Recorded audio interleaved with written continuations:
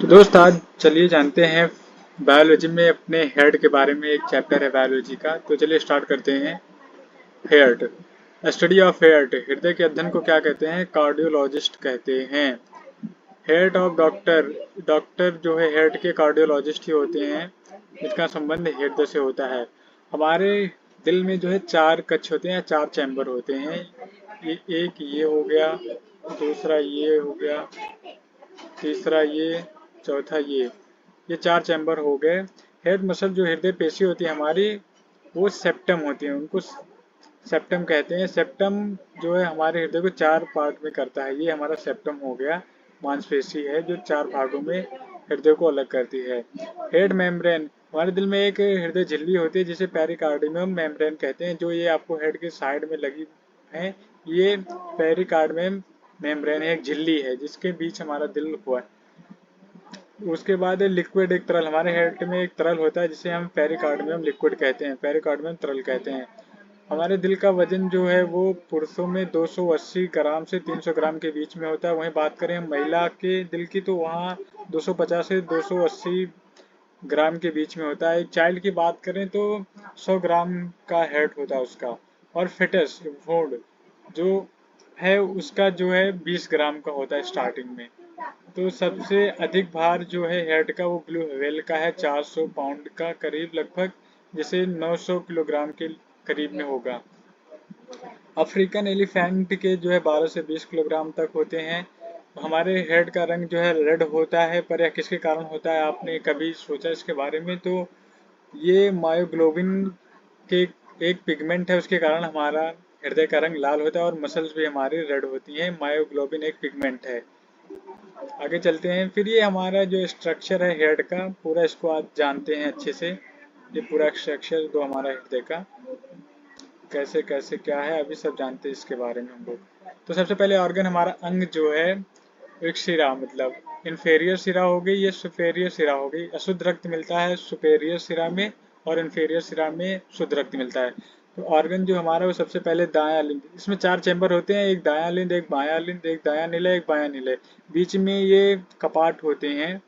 तो चलिए स्टार्ट करते हैं। ऑर्गन जो है सबसे पहले हमारा अंग का जो हिस्सा है वो दायां लिंब में जाता है।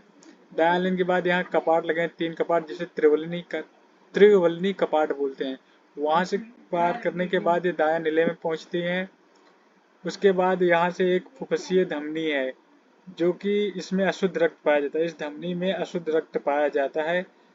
ये कार्बन डाइऑक्साइड गैस हो गई, ये अशुद्ध रक्त है पूरा। फिर ये अशुद्ध रक्त हमारे लंग्स में जाते हैं, फेफड़े में जाते हैं। तो ये लंग्स जो हमारा ऑक्सीजन को ग्रहण करके कार्बन डाइऑक्साइड गैस को निकाल देता है। तो यहाँ हमारा रक्त जो है वो शुद्ध हो जाता है।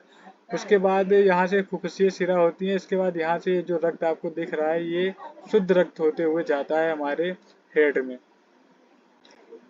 हेड में शुद्ध रक्त होते हुए जाता है। उसके बाद यहाँ से फिर बायां लिंब में प्रवेश कर देता है। ये रक्त जो बायां लिंब में प्रवेश कर देता है। फिर आता है, यहाँ पे ये दो कपाट लगे होते हैं जिन्हें हम द्विवल्नी कपाट बोलते हैं। इसे क्रॉस करने के बाद ये हमारा जो है रुधिर ये बायां नीले में जाता है। बायां नीले के बाद फिर एक यहाँ पे एक आठवां महाधमनी है, इसके इससे फिर बाहर हो जाती है। इससे बाहर निकलने के बाद पुरकंजे फाइबर जो बोलते हैं तंतु है, इससे बाहर होके निकलती हैं। फिर आगे का प्रोसेस क्या है, फिर यहाँ पे देखते हैं ऑर्गन अंग।